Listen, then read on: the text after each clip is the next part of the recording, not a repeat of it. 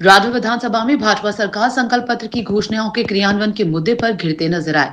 प्रश्नकाल के दौरान समर्थन मूल्य पर बाजरा की खरीद, गर्भवती महिलाओं को देसी घी और सड़कों के नवीनीकरण जैसे मुद्दों पर मंत्रियों से जवाब देते नहीं बना। स्वास्थ्य मंत्री गजेंद्र सिंह खिलचर ने संकल्प पत्र में गर्भवती महिलाओं को देसी घी उपलब्ध करवाने के वादे को लेकर उठे सवाल का घुमाकर जवाब दिया और जब प्रति प्रश्न आया तो उन्होंने कह दिया कि अभी तक सरकार के पास वादा पूरा करने के लिए 3.5 साल बचे हैं।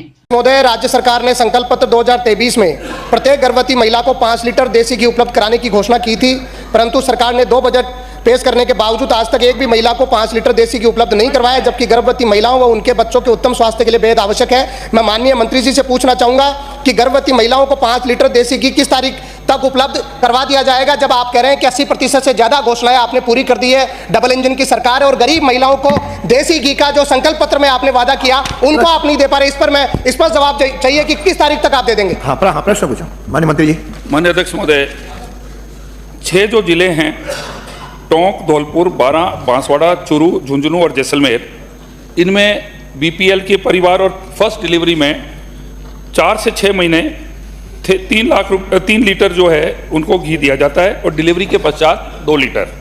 इसके अलावा जो दूसरे जिले हैं जहां पर बीपीएल, आस्था कार्ड, सहरिया परिवार, कथौली जनजाति, इनके जो है इनको डिलीवरी के पश्चात इनको सरस का कूपन देकर 5 लीटर घी इनको दिया जाता है।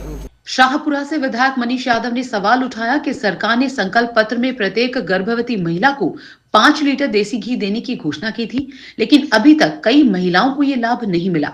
वे जानना चाह रहे थे कि सरकार कब तक ये प्रक्रिया शुरू कर देगी। इस पर खिलचर ने जवाब दिया कि प्रदेश के 6 जिलों झुंझुनू, जैसलमेर समेत कुछ अन्य स्थानों पर बीपीएल परिवारों की गर्भवती महिलाओं को पहले डिलीवरी पर 3 लीटर घी दिया जा रहा है। डिलीवरी के बाद 2 लीटर घी और दिया जाता है। अन्य जिलों में बीपीएल और जनजातीय गर्भवती महिलाओं को सरस का कूपन देकर 5 लीटर घी दिया जाता है। इस पर यादव संतुष्ट नहीं हुए और कहा कि भाजपा के संकल्प पत्र का वादा पूरा नहीं हो पा रहा है, सदन को गुमराह किया जा रहा है। 5 किलो घी के वादे का उत्तर स्पष्ट नहीं है। नेता प्रतिपक्ष टीकाराम जूली ने भी कहा कि मंत्री कह रहे हैं कि हम सबको घी दे रहे हैं, वह स्पष्ट जवाब कब तक देंगे। इस पर खिलचर ने कहा कि संकल्प पत्र में कोई तारीख निश्चित नहीं की गई है, अभी सरकार के पास 3.5 साल बाकी हैं, सबको दिया जाएगा।